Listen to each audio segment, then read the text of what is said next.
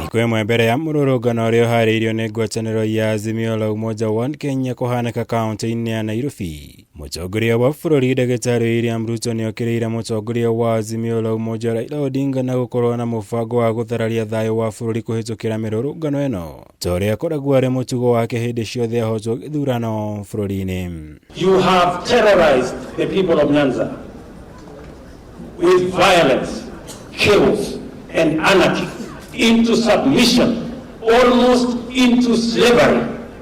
You now want to extend to terrorize the people of Kenya using chaos, using violence, using demonstrations, using anarchy. When you have absolutely no reason, it will not happen, we will not allow you. Kuringana na mutongoria wa bũrũri Odinga ndarĩ na gĩtũmi ona kĩmwe gĩa gũkorwo agĩtabania mĩrũrũngano ĩno, makĩria kuona itumi ciothe iria akoretwo akiheana ta kũrũgamia wamũrani wa kamĩtĩ ya IEBC na gũteanĩrio kwa maumĩrĩra ma gĩthurano nĩ mũgarũ na watho, ũndũ ũmwe na kwambatĩra kwa ngarama ya mũtũrĩre ĩrĩa augĩte acũngĩrĩirio nĩ thirikari hĩtũku ĩrĩa Odinga anyitire itemi inene. Mr. Raila Odinga has no reason whatsoever. He doesn't have a reason to terrorize the country with violence, demonstrations, and chaos. He has absolutely no reason. I have tried to listen to him, what he is saying. He is telling us he doesn't believe in IEBC. He doesn't believe in the Supreme Court. He believes in a whistleblower. And that's the reason he wants to terrorize the country with violence and chaos. You cannot be asked to do that which is unconstitutional and that which is against our laws and our constitution, Your Excellency. Na tunataka tukuambie sisi kama viongozi ambao tumechaguliwa pamoja na wewe.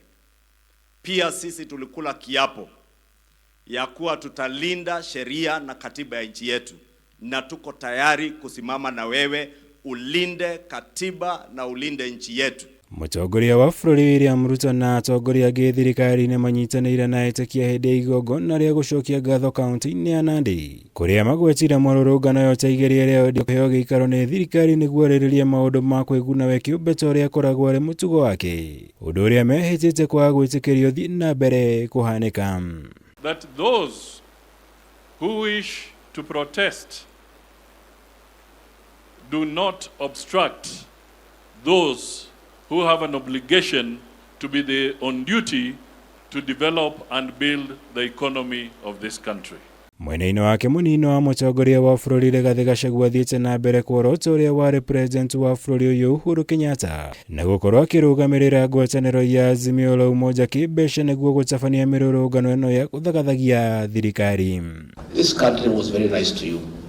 They made you a king. For 10 years they voted for you. You pretended over the destruction of the economy. You left us with nothing.